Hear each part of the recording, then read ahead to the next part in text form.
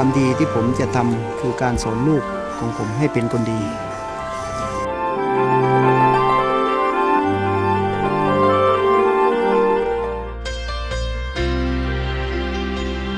ความสำเร็จไม่ใช่เรื่องบังเอิญต้องก้าวเดินด้วยความมุ่งมั่นเกษตรกรบริหารบริการประทับใจห่วงใยทุกชีวิตนี่เป็นส่วนหนึ่งในบทเพลงของสหกรณ์การเกษตรบางกล่ำจำกัดที่บอกเล่าถึงความมุ่งมั่นที่จะพัฒนาและนำพาสมาชิกเพื่อก้าวสู่การพึ่งพาตนเองอย่างยั่งยืนโดยอยู่บนพื้นฐานที่ว่าคนบางกล่ำต้องรักบางกล่ำ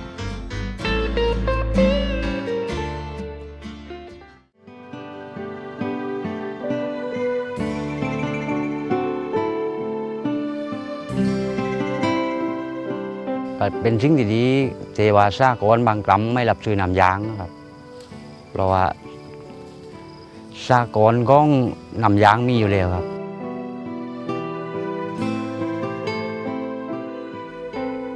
แบ่งปันไม่แข่งขันทำธุรกิจเดียวกันเพื่อให้สมาชิกในชุมชนมีโอกาสที่จะเลือกเข้าเป็นสมาชิกสหกรณ์หรือองค์กรใดได้ตามสมัครใจคือสิ่งที่สหกรณ์การเกษตรบางกล่ำดำเนินการนับจากวันก่อตั้งอันเป็นส่วนหนึ่งในความรับผิดชอบต่อชุมชนและสังคมร่วมกัน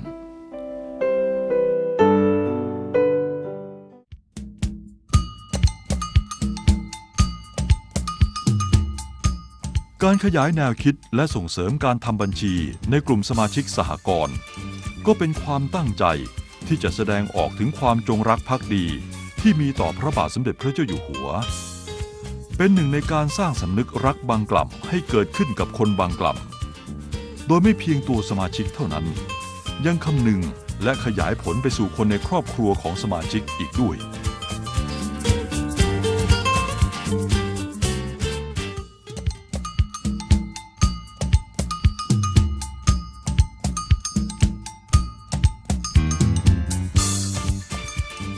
ด้วยเป้าหมายที่จะได้เห็นคนบางกล่ำมีคุณภาพชีวิตที่ดี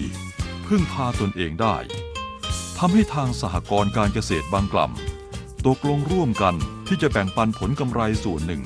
มาทำกิจกรรมเพื่อส่งเสริมให้คนบางกล่ำทุกระดับตั้งแต่เยาวชนแม่บ้านชุมชนได้ร่วมเป็นส่วนหนึ่งในการสร้างหมู่บ้านสหกรณ์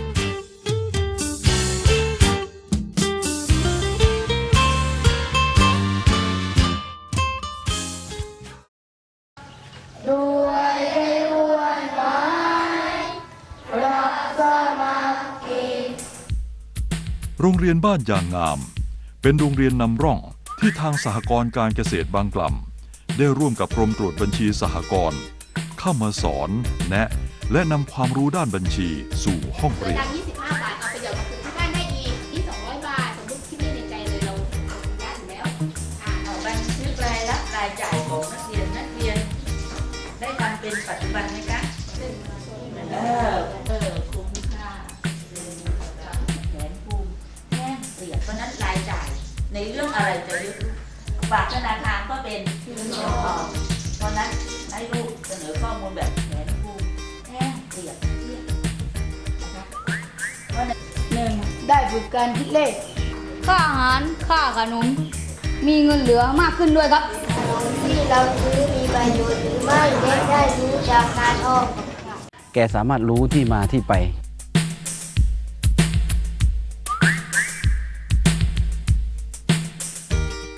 นะครับของรายรับรายจ่ายของแกนะครับมีผลต่อการใช้เงินของแกนะครับมีผลต่อเงินที่เหลือที่ใช้ฝากออมในแต่ละวันนะครับจากการลงไปพูดคุยเวลาผมลงไปสอนวิชาคณิตศาสตร์นะครับก็พยายามไปคุยกับแกนะครับถึง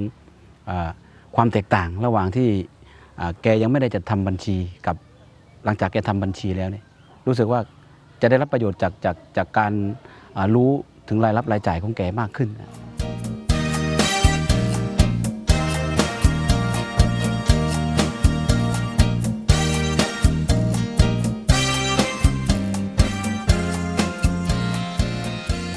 โรงเรียนบ้านป่ายางเป็นอีกหนึ่งโรงเรียนนำร่องที่มีการส่งเสริมให้นักเรียนได้ทำบัญชีโดยมีการต่อยอดขึ้นมาเป็นกิจกรรมธนาคารเที่ยงวันที่ส่งเสริมการออมในกลุ่มนักเรียนใ ให้รู้จักนำเงินที่เหลือจากการรับประทานอาหารเที่ยงมาฝากกับทางธนาคารแล้วจากนั้นทางโรงเรียนจะรวบรวมเพื่อนำไปฝากที่ออมทรัพย์ของสหกรณ์การเกษตรบางกล่ำ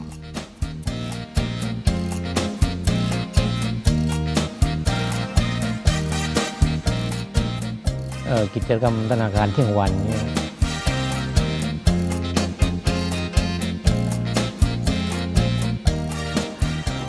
เราออกแบบขึ้นมาเพื่อจะมุ่งที่จะสร้างนิสัยสร้างระบบคิดของนักเรียน ระบบคิดในเรื่องของการประหยัดเป็นการออมนักเรียนจะได้คุ้นเคยกับการออมกับการคิดที่จะจ่ายให้เหลือตั้งแต่เล็กๆเพื่อที่จะปลูกฝังปรัชญาเศรษฐกิจพอเพียงให้กับนักเรียนตามวัยตามระดับชั้นนะครับก็มาสอดรับกับแนวคิดเดิมวิสัยทัศน์เดิมของโรงเรียนอยู่พอดี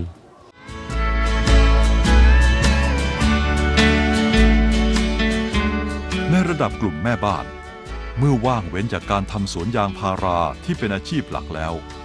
จะมีการส่งเสริมให้เกิดการรวมกลุ่มทำอาชีพเสริมเพิ่มรายได้พร้อมทั้งแนะนำให้มีการบริหารจัดการกลุ่มแม่บ้านในรูปแบบสหกรณ์ทั้งนี้ก็เพื่อสร้างรากฐานที่มั่นคงให้กับระบบสหกรณ์ของบางกล่ำกลุ่มสตรีสหกรณ์บ้านป่ายางมีผลิตภัณฑ์เด่นเป็นแกงไตปลาน้ำพริกต่างๆที่ใช้วัตถุดิบปลอดภัยในท้องถิ่นทำให้มีต้นทุนไม่สูงนักและสามารถควบคุมคุณภาพได้อย่างสม่ำเสมอ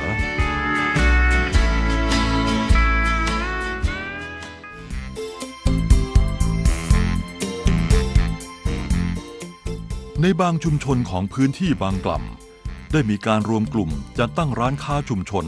เพื่อให้สมาชิกในชุมชนได้ซื้อสินค้าในราคายุติธรรมซึ่งทางสหกรณ์บางกล่ำจะเข้ามาช่วยแนะแนวทางเหมาะสมในการดำเนินการรวมไปถึงร่วมเป็นพันธมิตรแหล่งจำหน่ายสินค้าให้กับร้านค้าชุมชนเพื่อกระจายสู่สมาชิกในชุมชนโดยมีการพึ่งพากันด้านผลกำไรที่เป็นธรรม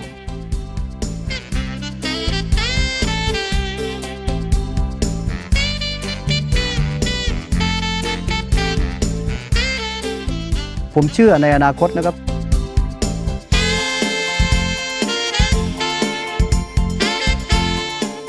ในความตั้งใจว่าการทำบัญชีนะครับผมจะขยายผลให้ได้มากที่สุดในอำเภอบางกล่ำนะครับถือว่าความสำเร็จอาจจะไม่ใช่ว่าธุรกิจของบางกล่ำจะเติบโต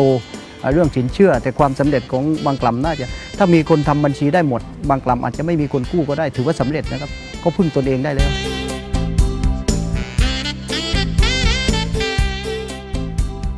ในวันนี้ด้วยรักและศรัทธาในท้องถิ่นทำให้คนบางกล่ำส่วนหนึ่งพยายามที่จะขับเคลื่อนบางกล่ำให้ไปข้างหน้าด้วยการเชื่อมประสานกันเป็นเครือข่ายส่งเสริมการนำงานบัญชีไปใช้ให้สอดคล้องกับวิถีชีวิตของคนบางกล่ำทุกเพศวัย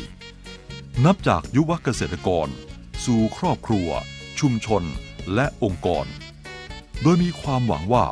บัญชีจะช่วยนำพาให้อนาคตคนบางกล่ำมั่นคงและยั่งยืนได้ด้วยการใช้ชีวิตพอเพียงตามแนวทางในพระบาทสมเด็จพระเจ้าอยู่หัว